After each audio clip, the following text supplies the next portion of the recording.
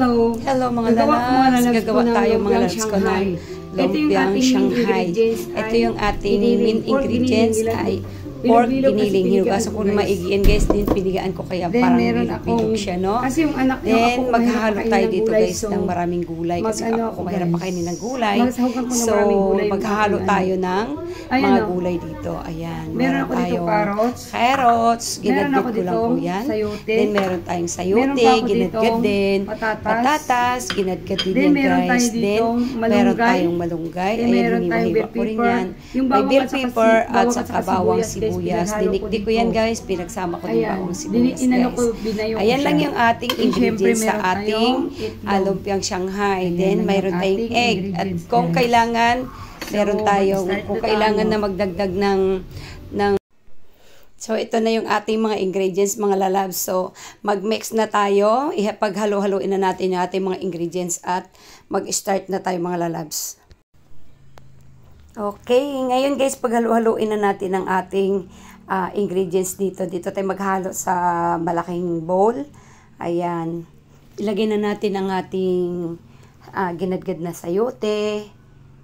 Then, ang ating ginadgad na carrots. Then, ang ating patatas.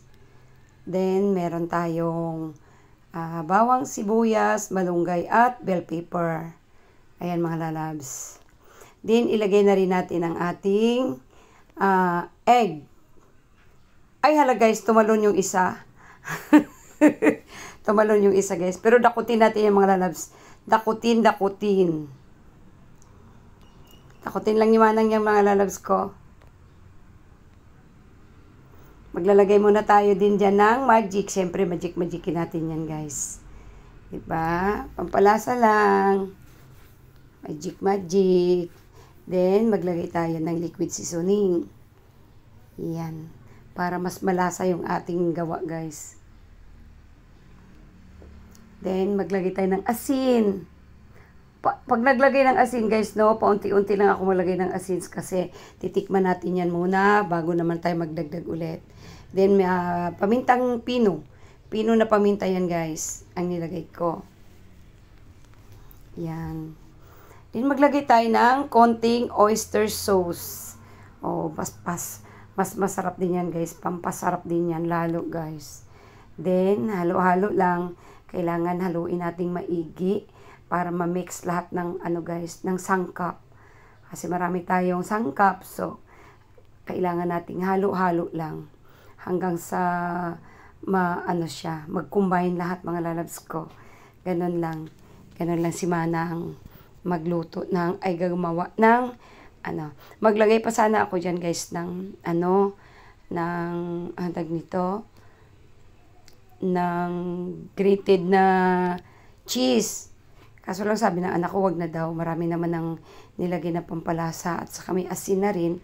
Baka aalat paglalagyan ko pa ng guys. Ng ng cheese. Kaya ayan na lang muna ang ingredients natin. May pampalasa naman tayong nilagay. Kaya masarap na yun mga lalabs. So, mix lang. Yan.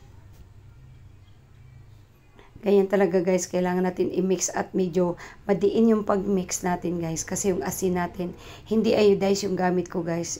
Rock salt. So, medyo matagal siyang malusaw. Kaya sige lang, halo lang ng halo si Manang. Tsaka yung ating pampalasa na nilagay dyan, kailangan mahalo lahat guys. Para lalo siyang masarap. Diba? Masarap sana yan guys pagkamayin. Kaso lang baka sabihin nyo, burara naman ni Manang. Ayan. Kaya okay na yan mga lalabs ko. Diba? Tikman ko lang mga lalabs ng ayan, sa daliri ko lang. Medyo matabang yan mga lalabs. Medyo matabang. Kaya magdagdag ako dyan ng asin. Diba? Mix na siya mga lalabs ko. Yan. Matabang kaya maglagdagdag tayo ng kunting asin. Medyo matabang guys, tinikman ko. Tapos medyo basa yung mixture ko, no? Basa. Kaya magdadagdag ako ng breadcrumbs. Ayan. may stock kasi yung anak ko dyan ng breadcrumbs kasi madalas gumawa ng ng fish fillet, kaya may breadcrumbs siyang talagang stock.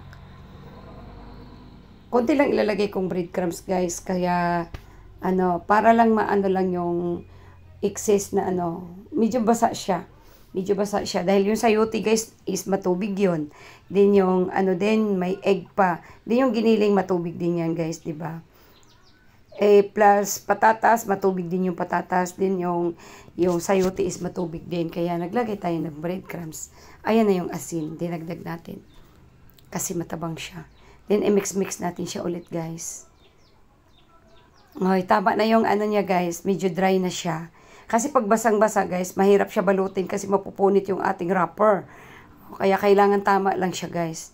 Tamang lang. Tamang lapot lang, tamang basa lang siya. Yan. Mix lang. Kailangan na nating i-mix talaga siya ng gusto. Na may kasamang pagdiin. 'Di ba? Madiin yung paghahalo ko talaga guys. Okay? Ayan, mix na yan mga lalabs ko. Halong-halo na yan. Then, i-ready na rin natin yung ating pambalot at yung ating pangpahid dyan. At na tayo. Mag-start na tayong magbalot mga lalabs ko. Ayan, maraming salamat sa inyo dyan. Thank you so much sa laban support. Ayan. Magbabalot na tayo mga lalabs. Okay na yan. Ayan, gumawa na rin ako dyan ng mixture guys. Ayaw mo yung pangpahid namin dyan guys. Ano lang yan, harina. Harina. Nilagyan ko lang ng tubig. Mini-mix ko lang guys. Ayan, ganyan lang siya kalapot. Maganda siyang pangpahid guys kasi hindi mapupunit yung ating wrapper. Malagkit siya guys. Then yung ating wrapper is ready na rin. Then yung ating mixture na giniling is ready na rin. So mag-start na tayong magbalot. Ayan guys. Ganyan lang ang proseso. Paulit-ulit lang na ganyan. Medyo malaki yung aming balot mga lalabs kasi yung aking wrapper is large. Ayan yung aming pampahid. Harina na mixture ng harina. Then, binabras lang natin dyan para didikit talaga siya guys. Madikit yan guys yung harina ipahid na ganyan. Pwede din yung egg white mga lalabs. Kaso na-mix ko lahat yung egg white. Kaya yung harina, the best din yung harina guys pang pahid. Diba? Pangdikit. The best din ng harina pandikit. Kaya ayan, harina na lang yung ginamit ni Manang. Ayan, masarap din yan mga lalabs. Pangpahid ang harina mixture. Okay, ganun lang ang gagawin natin mga lalabs, no? Paulit-ulit lang ang process. Tapos na kami magbalot ng Shanghai. Ito na yung nabalot namin, guys. Ayan, o. Yung isang daang wrapper, hindi namin naubos. May natira. Pero yung 1 kilong giniling ko, ito yung nagawa namin. Hindi ko binilang kung ilan, pero marami siya, guys. Ayan, sinalansan ko sa Tupperware yung iba kasi. Lagay ko sa freezer. Hindi naman kasi ito kaagad-agad mauubos. Kasi dukot-dukot lang to. Pag nagluto kami, ilan lang. May langaw pang lumilipad-lipad, oh. Ayun na. So, magluto na ako mga lalabs. Dito na ako magluto sa kasirola, guys. Kasi, nag-ano kami kahapon. Alam mo yung nag-lechon kawali. Lechon kawali kami dito namin niluluto. Lechon kawali, pero sa kasirola namin niluto, guys. Yan. Diyan namin niluto. So, diyan na rin ako magprito ng Shanghai. Sayang naman yung mantika. Maraming mantika eh. Diyan ko nalulutuin yung Shanghai ko. Pinitin ko muna yung aking kaserola, guys. Pinitin ko muna yung aking mantika. Parang kumulo na yung mantika ko, guys. Try natin itong isa. Ay, malamig pa. Konting antay pa. Ayan na, mainit mga lalabs. Ilagay na natin itong ating lumpia. Ay, ang ating Shanghai. Ayan. Mahaba yung Shanghai namin, guys. Kaya ginupit ko. Hinati ko. Ayan.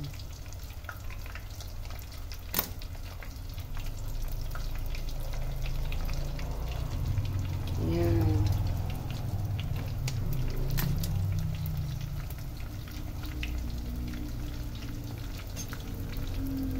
Ang bango kaya ng Shanghai ko, guys. Ayan na siya, oh. Kumukulo yung mantika ko dahil, ay nagbubula dahil pinaglutuan namin ng lechon kawali ito, guys. Dito na rin ako sayang na may mantika. Malinis pa naman. Pinaglutuan namin ng lechon kawali ito kahapon. So, dito na rin tayo nagpiprito. Ayan. Antayin lang natin mag-golden brown siya, guys. Pag nag-golden brown na yan, luto na yan mga lalabs. Maganda itong lubog siya sa mantika kasi hindi na tayo magbalik-baliktad, diba? Kasi lubog na siya. Hindi na kailangan balik-baliktad rin. Ayan na mga lalabs. Oh, golden brown na siya, guys. So, pwede na to. Pwede na to or konti pa. Ayan o. Pero para sa akin, okay na to, guys. Goods na to. Ayan. Nako, favorite ng apo ko to, guys. Kaya madalas ako talagang nagsha-Shanghai. Dahil favorite ng apo ko. Kaya yung Shanghai na yan, dukot-dukutin lang yan. Pang almusal, minsan tanghalian niya, bago mag-school. Ayan. Kasi walang ibang inuulam, kundi hotdog, itlog, ganyan, pritong isda, sa tanghalian niya. Kasi yun yung mabilis lutuin. So, ito, meron na siyang ano guys. Ayan. Ahonin ko na mga lalabs. Kasi ano na yan. Brown na siya, guys. Ayan na, oh. Look at that. Oh, diba? So, yummy, guys. Patuluin muna natin yan. Yan. At mag-second batch pa tayo. Ito na yung second batch, guys. Sasalang na natin. Kasi, para tuloy-tuloy yung ating pagluluto. Para maka-almusal na po. Ayan. Ayan. Kulong-kulong yung mantika po mga lalabs. Maganda yung kulong-kulo kasi talagang ano siya. Tapos lubog siya sa mantika. Ayan.